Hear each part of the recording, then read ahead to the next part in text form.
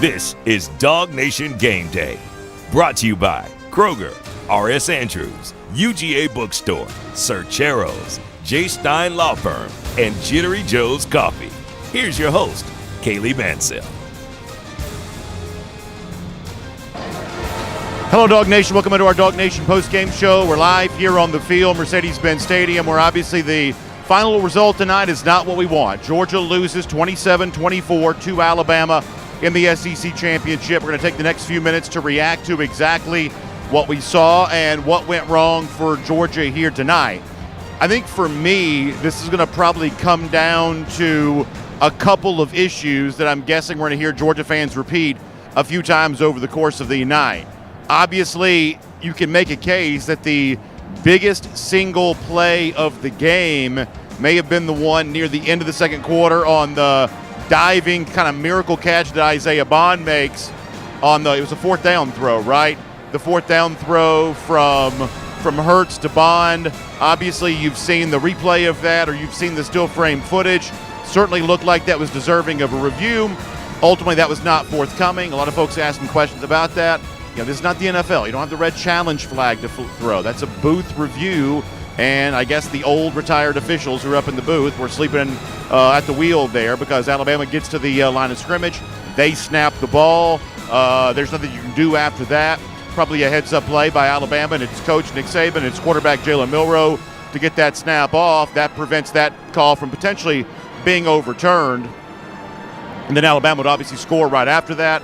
There's also the penalty on Georgia that backed up a field goal try, 5 yards. Ultimately, that was Peyton Woodring's first miss in what seems like forever. Those 3 points obviously loom large in a game that was lost 27-24. And then in addition to that, you know, one of the things we saw tonight, I think the most prevalent theme, the most consistent theme for tonight is I really think you have to take your hat off to Alabama in that they dominated, I thought. And I don't know that dominate's too strong of a word to use here. I thought the Crimson Tide really dominated both lines of scrimmage. I thought Alabama was getting what it wanted in the running game, at least for large stretches of this game, and kind of preventing Georgia from doing the same thing. And maybe more important than that, when Amarius Mims goes out of the game, the outstanding Georgia offensive tackle, injury took him out pretty early here.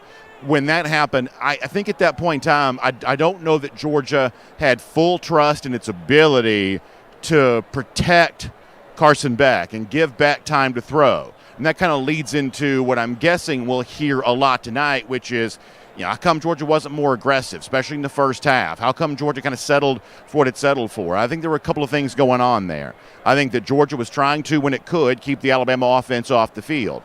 And I think that Georgia felt somewhat limited by what it was going to be able to do tonight because of the lack of success it was having up front, because of the fact that Alabama offensively was having far more success than Georgia was. And we're not going to play the excuse game because we're not like them, to be frank.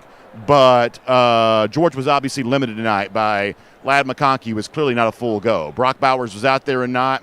You know, there's been a lot of chatter about, you know, this week that Kirby really wasn't sandbagging when he suggested that Bowers' status at the Tech game last week was more than just holding out a healthy player because you didn't want him to risk injury. Perhaps there was more to it than that. There's obviously no Rob Thomas. Smile Mondon was limited. And I think this was a Georgia team that certainly played like that tonight. Played like they were less than full strength. And obviously, when you're not full strength against a team like Alabama, it's clearly going to go against you.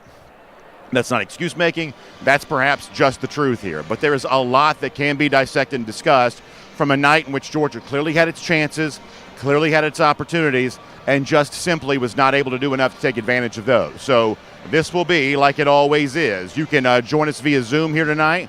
We'll have a conversation. We'll try to keep it friendly and lighthearted, but obviously a lot of disappointment for Georgia fans as they see their 29-game winning streak come to the hands at the team in which Georgia beat to start this thing way back in January of 2022 at the end of the 2021 season. So obviously a disappointing night here